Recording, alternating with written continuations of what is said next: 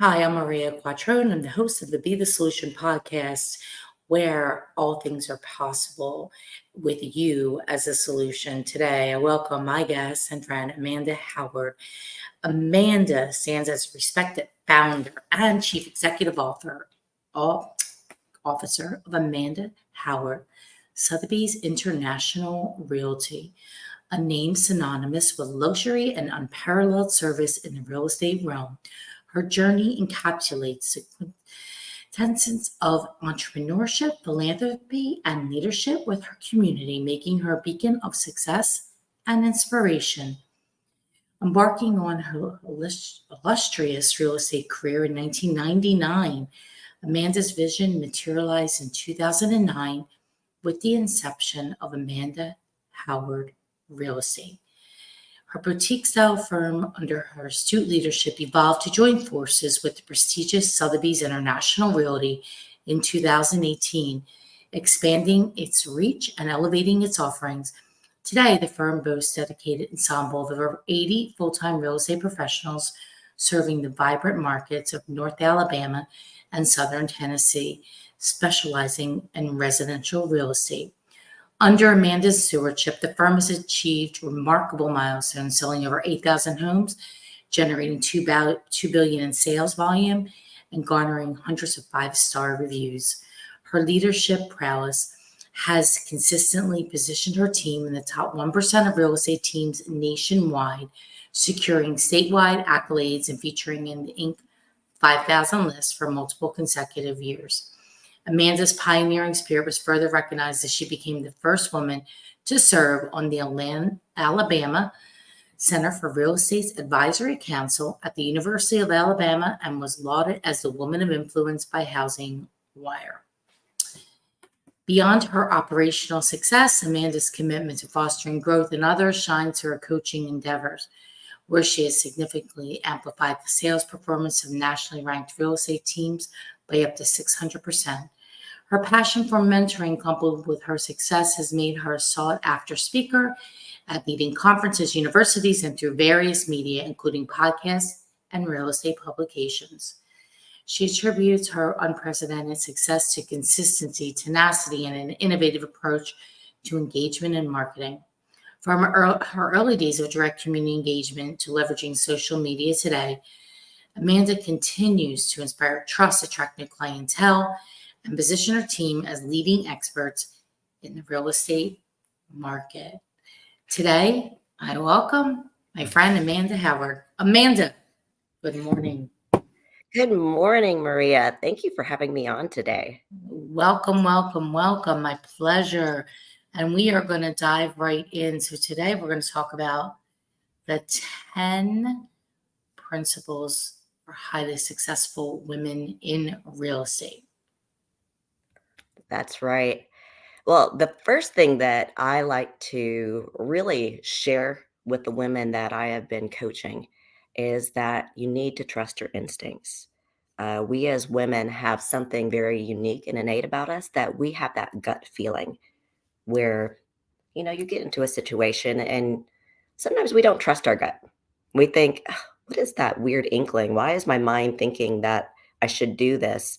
And you start to resist. And when you resist, you realize you start having more stress. Sometimes you fail. You start second guessing yourself. You're putting negative thoughts into your mind about, why am I thinking that? But really, when you lean into it, your gut knows the truth before your mind catches up. So I really suggest listening to your gut because your instincts are usually right on. Mm, Have you found that to be true? indeed. Yes. Sometimes we're not sure what it means, and that's okay. Mm-hmm. But yeah, we have to listen to that little voice that says, I use this principle, Amanda. Hell yes or heck no. Exactly. If it's not that's something that I've been on a health journey for myself, a mental health journey for almost 2 years now, really, really diving deeper on myself and what I want to be when I grow up almost. I mean, I even went away for a retreat, completely unplugged for a week in April. It was the best thing I could have ever done for myself. And that's really when I started coming up with these top 10 principles for myself. And that's when I started sharing them. And I shared them, I believe it was in August. And that's when you noticed and you said, oh, that's really good. And it's because when I've reflected back, something changed, something shifted. I did trust my gut when I was younger. I was moving, I was moving, I'd succeed fast, I'd also fail fast, and I'd pick myself back up and I'd move forward, but I would trust my gut and my instincts to say, "This is the right direction for me." Maybe not for everyone else, but for me. And then somewhere in the messy middle, I forgot that. I lost it. I lost myself. And then when I really took the time to reflect back again on who I am as a woman and a person, I realized every mistake that I made or things in my life that I regretted, even though, God has an intention for the failures and the benefits. But everything that I regretted, I knew I knew that I should be doing something differently, but I chose differently because of something in my mind. A bad hire is an example of I had an inkling, I had a feeling like something's off. I don't think I should hire this person, but instead I went with the reference of a friend. I'm like, but it really means so much to them. And I trust this person and I don't want to disappoint them. And, you start doing these other things and you justify it in your mind, but you Mm. stop listening to your intuition and my intuition was right. It was like one of the worst hires in my entire life, but it was something I had to go through, so it's successful women. Stop questioning yourself. Trust your instincts. There's a reason why God, spirit, universe, whatever you want to say or call it, is telling you something. You know what to do. Mm. Yeah, so true. I think sometimes we're doing a lot of things and we're moving fast. And sometimes we also just want to be done with whatever that thing is that's on our list to get done. And we Yeah. hope for the best. And it never works out. Right. Oh, The, that's so true. the 50 times I messed that up.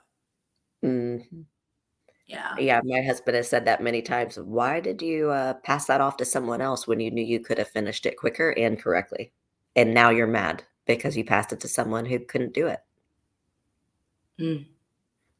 because we want to move so fast and do so Yeah. much. We want to do so much for others, which, it's it, we it kind of leads me to the second one, which is focusing on what truly matters. We need to rise above the noise.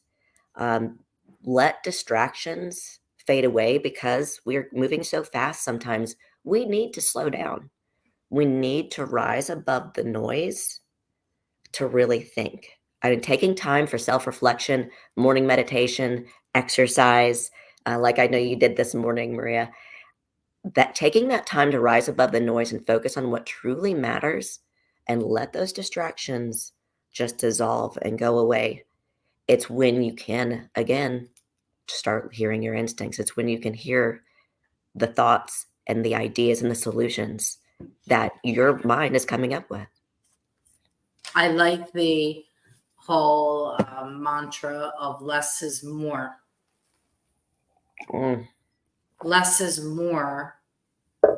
Um, we as humans, especially women, always want to take on.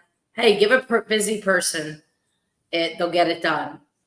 Problem is that it takes us off really what is our life passion? What is it? And I've been thinking about this for some time, Amanda, and a lot of on while we were traveling in Italy.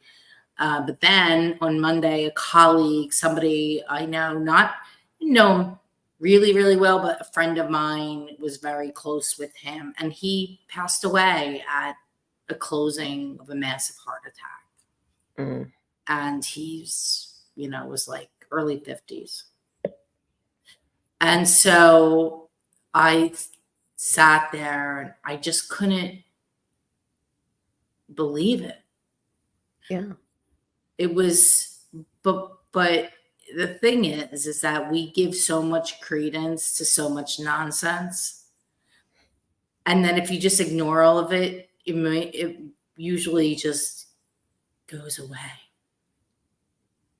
Yeah. I find that to be true on so many aspects, or there's times I know that uh, I end up getting a lot of phone calls from agents that I'm coaching because I own the brokerage of Amanda Howard Sotheby's International Realty. I do have a managing broker in place, but the agents all know me and they know that I coach. I support them. I'm there. I'm their mama bear, and so they'll call me for answers and solutions. But I really do my best to train everyone, and so it's usually the newer agents, the older established ones, they now know this. I want to teach them to fish. I want them to think, not just come to me for the solution. Otherwise, I'm failing them as a leader. I'm failing them because they're not going to be able to think for themselves and think on their feet and come up with the solutions. So I always ask them, what is your solution? And it's because if they don't stop to think, it's again, we're just not doing them a service if we don't do that. And I forgot now why I went down that tangent. It was something that you just said, Maria, and I apologize.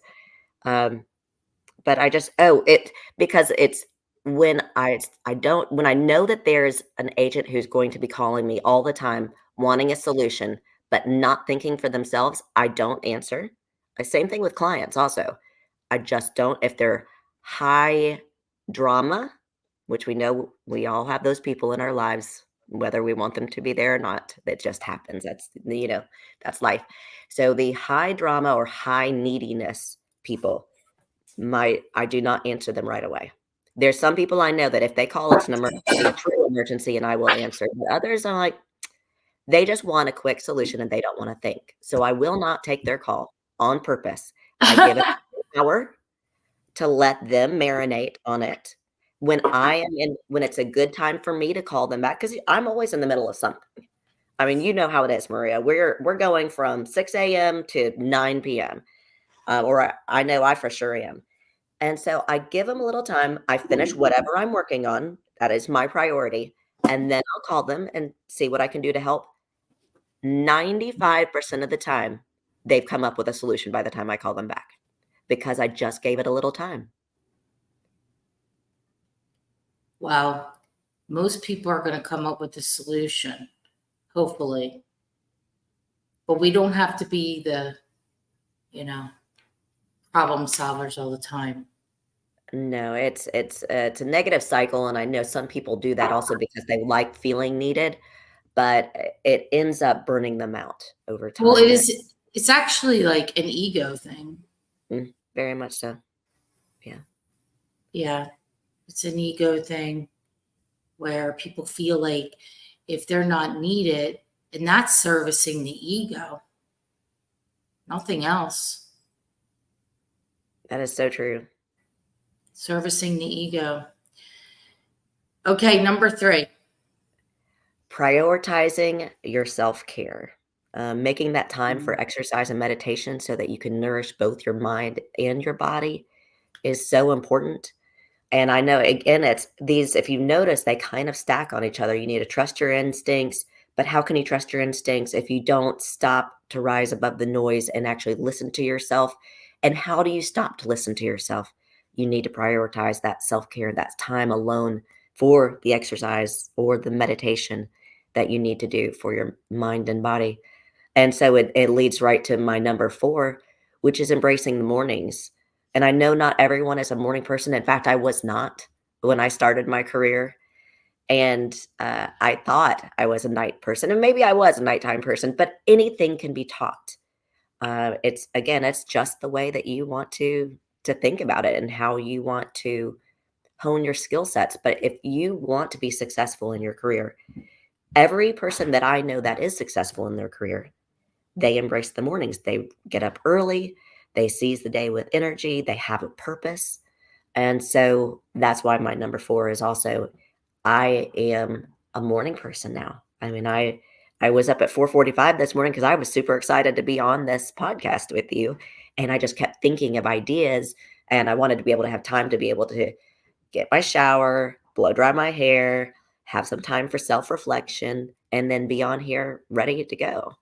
So I find that, the 4th one is embracing the mornings. I think the morning is the best time of the day, personally. It I is. love it because I don't have any distractions. The only distractions that I have are the ones that I create. So the morning is generally the best time of the day, I found anyway. I agree. I couldn't agree more. And the 5th one is recognizing your worth. When you celebrate your unique strengths and embrace your value, it's people see that in you. People can feel when you are valuing yourself and recognizing your self-worth, and you will not be able to be taken advantage of. I again in my coaching, I have some agents that I've come across who feel like they're constantly being taken advantage of by their customers or by their spouses or by their children even. And the thing is that we allow it, Maria. And the only person that can allow that is ourselves.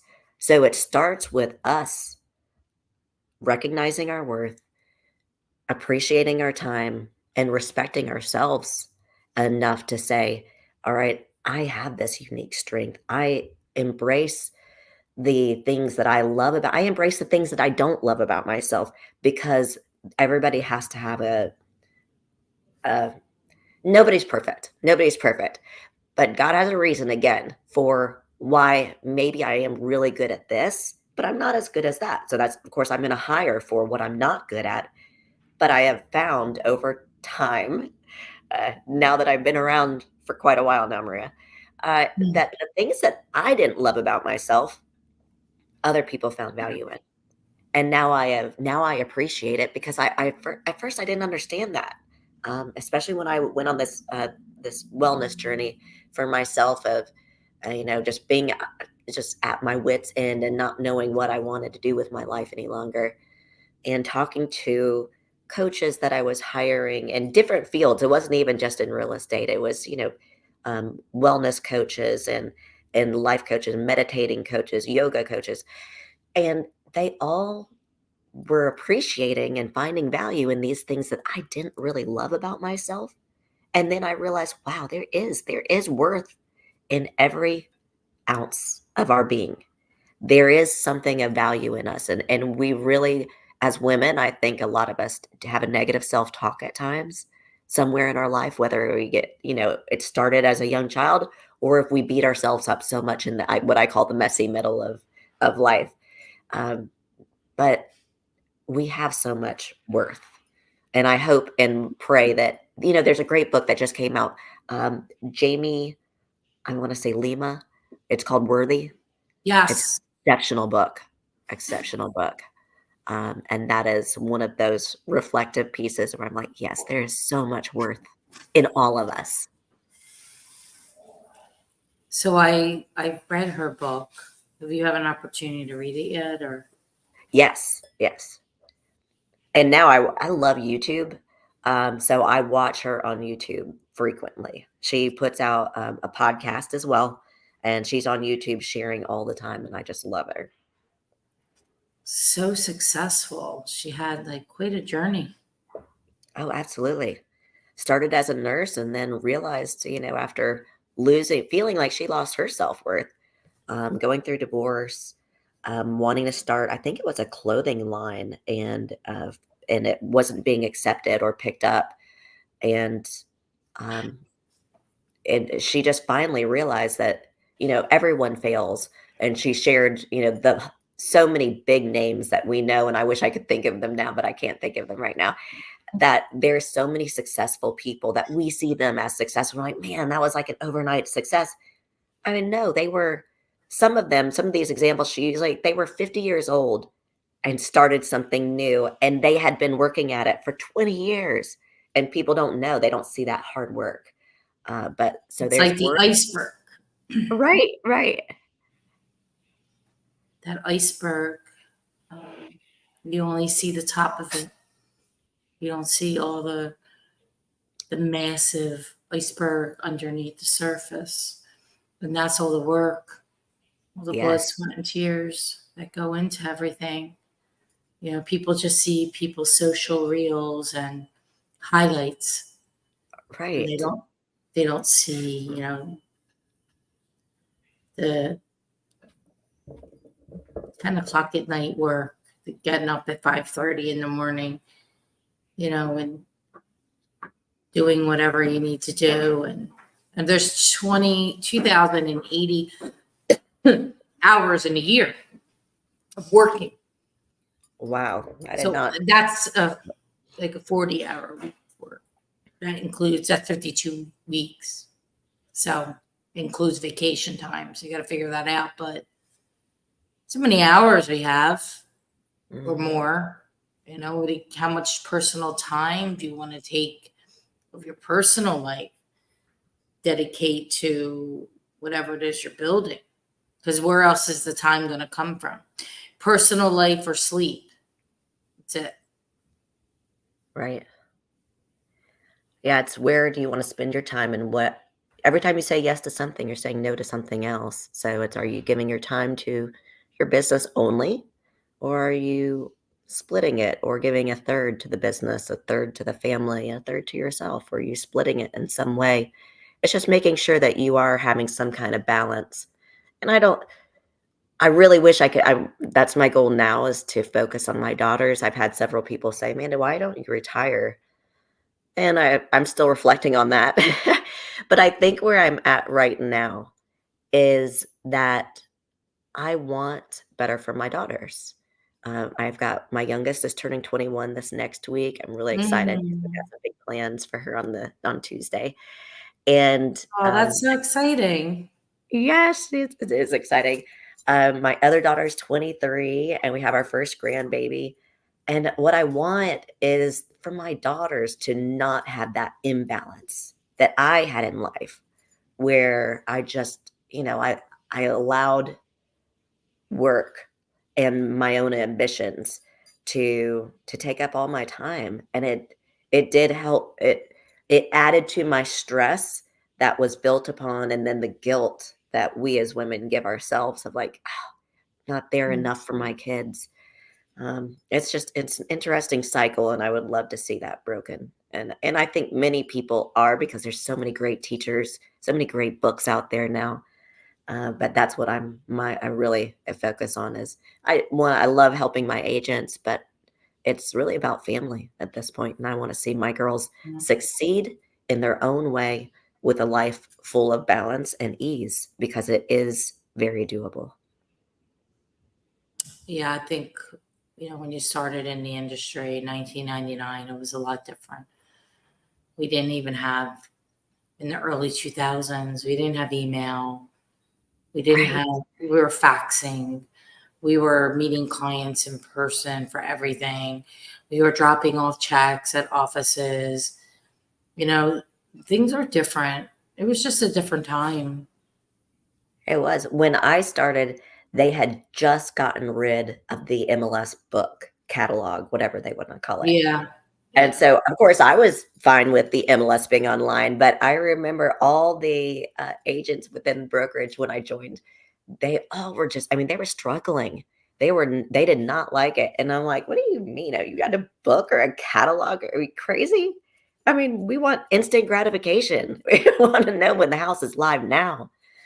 It's such an interesting time over the ages, and then, yeah, the I didn't even let's see, I did have a cell phone then, but my husband and I were laughing last night about telling my daughter, the one that's gonna be 21, how when my husband and I met, I didn't have a cell phone. I didn't we couldn't afford that. I was 16 years old. My parents didn't have cell phones. We had a single car family.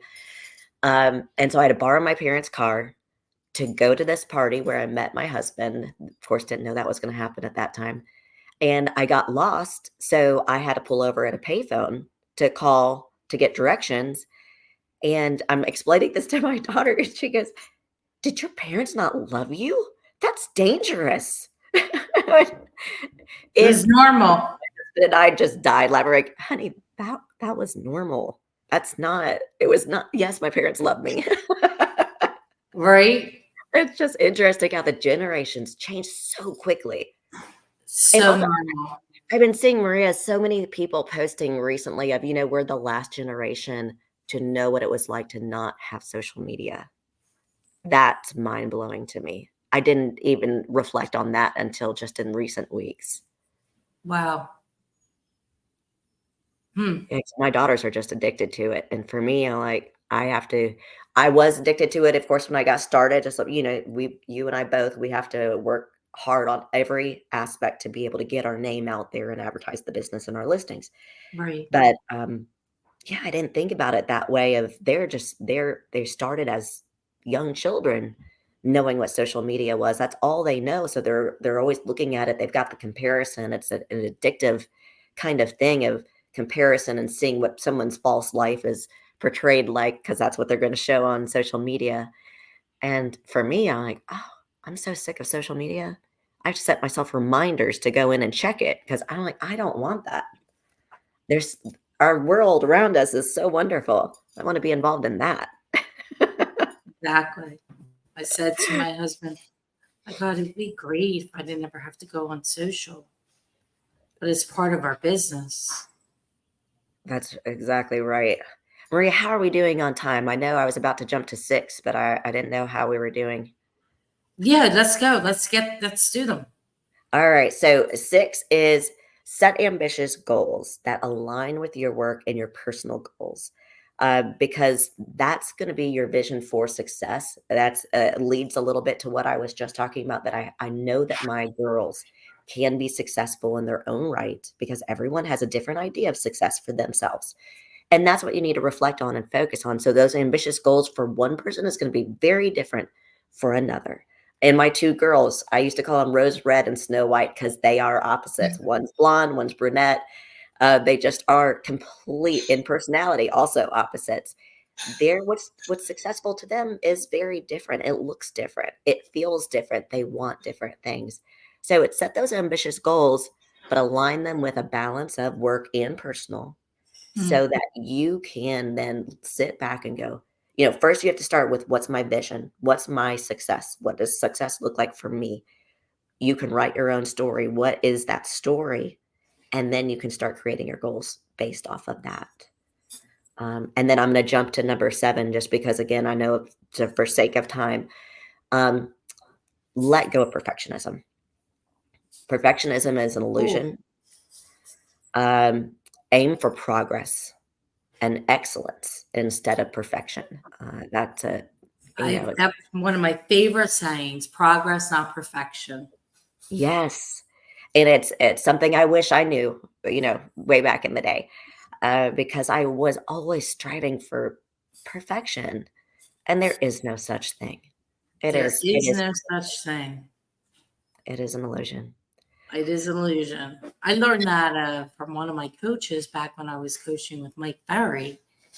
A. Hmm. Lee. She taught me that progress, not perfection, Maria. Progress, not perfection. And Oh, that's awesome. I wrote it down. I kept writing it down. I kept writing it down.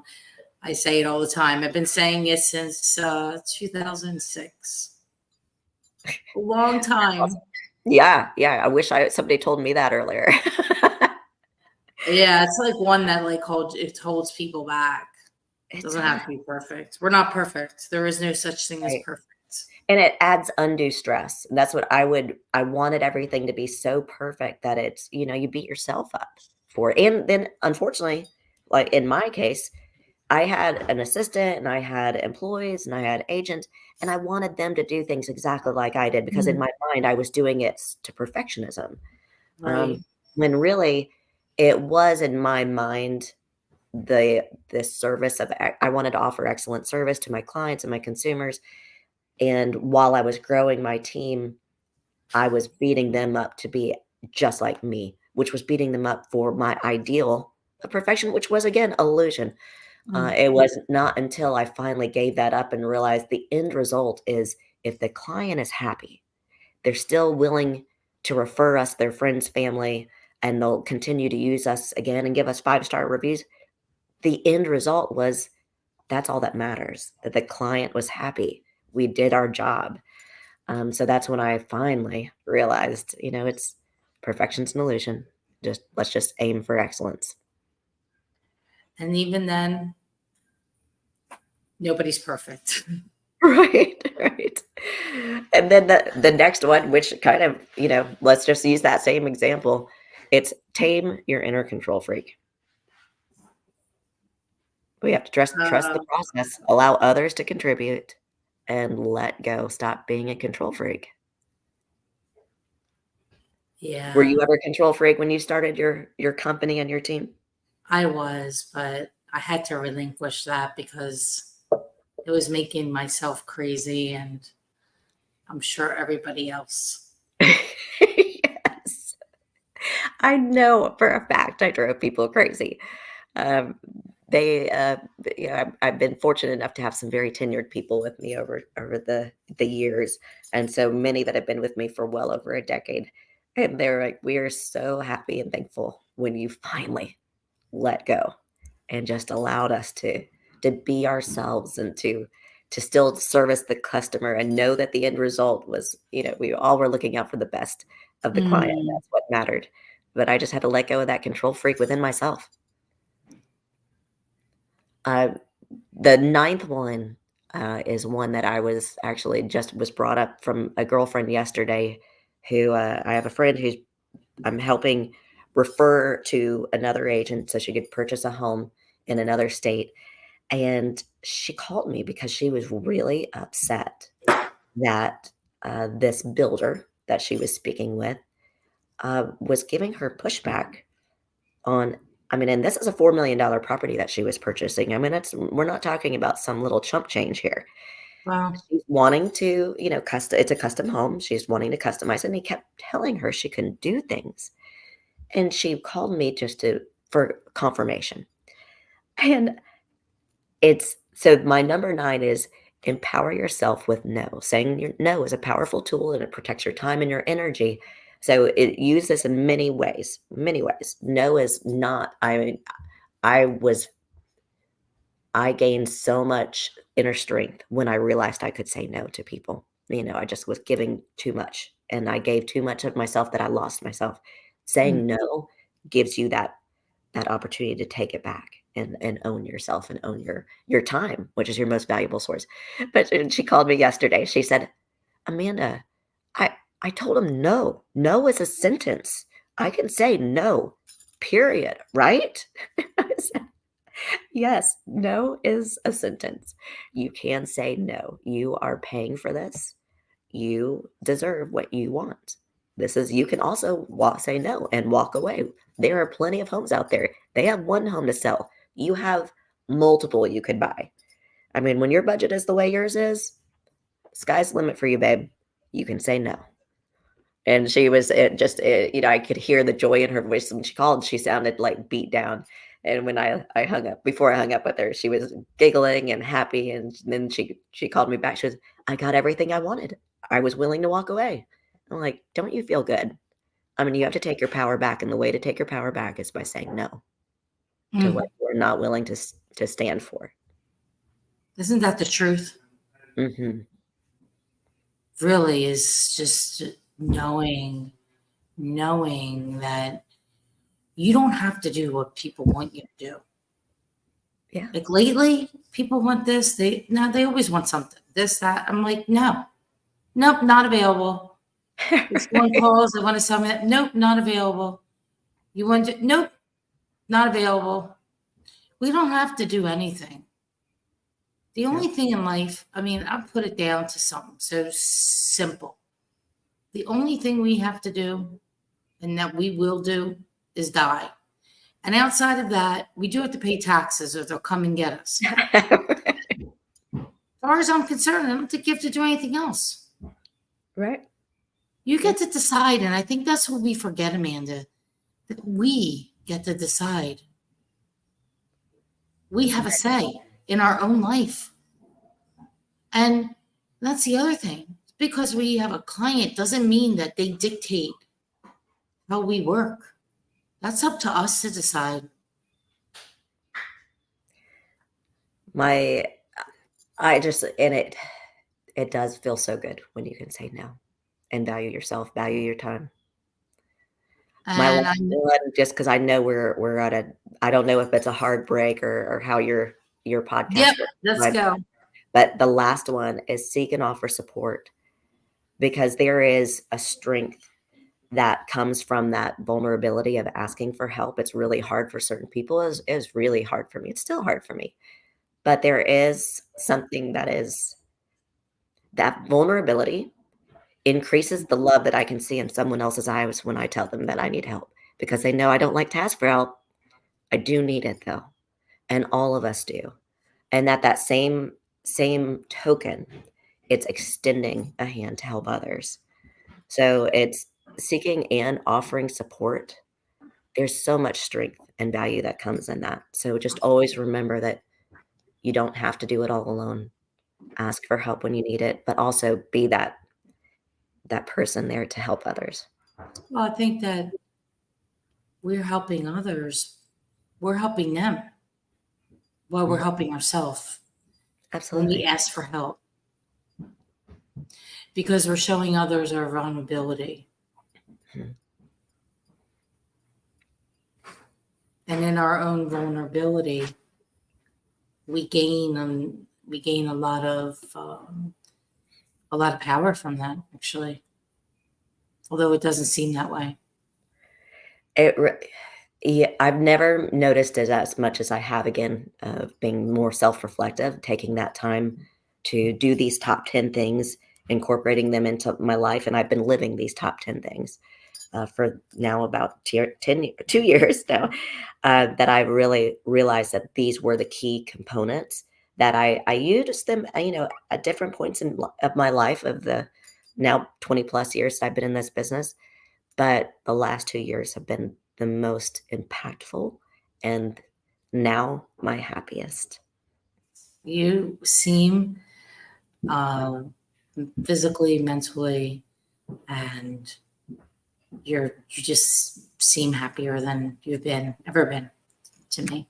Well, thank you, Maria. I am. Oh, well, this was a great and powerful session for not just women here, but can apply to men as well. We just so happen to be focusing on women in this podcast special. But Amanda, I am so blessed and grateful for your time today. Thank you so much. I wish you the best in your continued endeavor. And please keep me informed on your little project you're working on. Oh, Uh, and mm. what and what happens with that. Oh, I will. I will. I'm excited about that. Yeah, I'm excited to hear about it.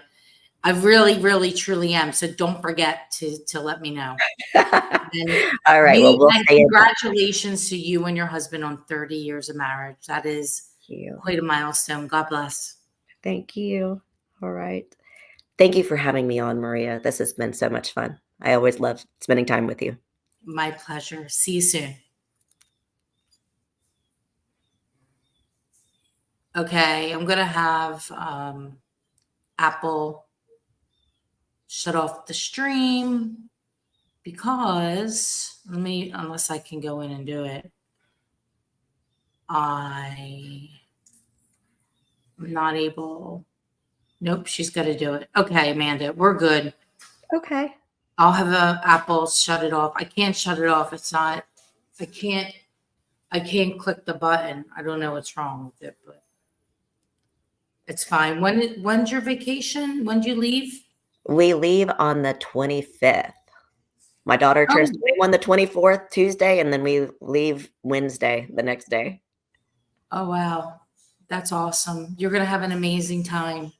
Oh, I know. An amazing, amazing time. Are you driving, or do you have driver? Or What we're doing is we're actually going, and I guess we're flying into London, and then we'll be in London for 3 days. Then we're going to get on a Virgin cruise. We've heard great things about that cruise line. So we're going Oh, to get on a Virgin cruise in Portsmouth, England, and then we're going to okay. take that up around the coast, which I'm terrible at geography, so I'm saying the coast, but I have no idea how that works.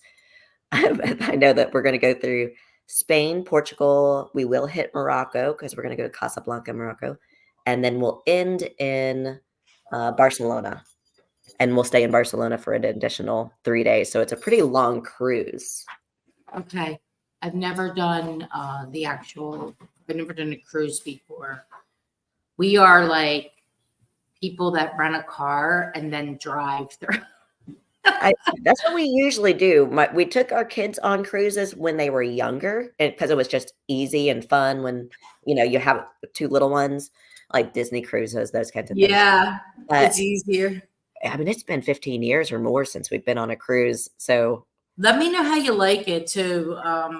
We are taking our first one in February to the Caribbean with good friends of ours. uh-huh. But we've never done it, neither of us.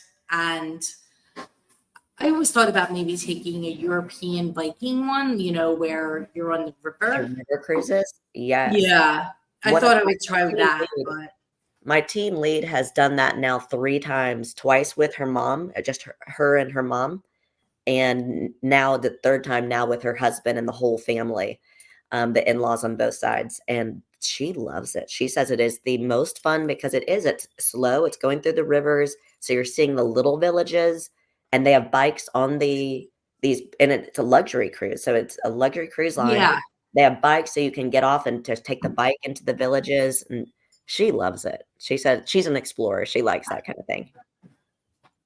I'm going to try it one of these days. But anyway, you have a safe trip. Thanks so much, Maria. We'll talk real Oh, soon. it was great to see you, and I hope to see you soon. Thanks, Maria. All Same to right, you're you. welcome. All right. Bye. Bye-bye.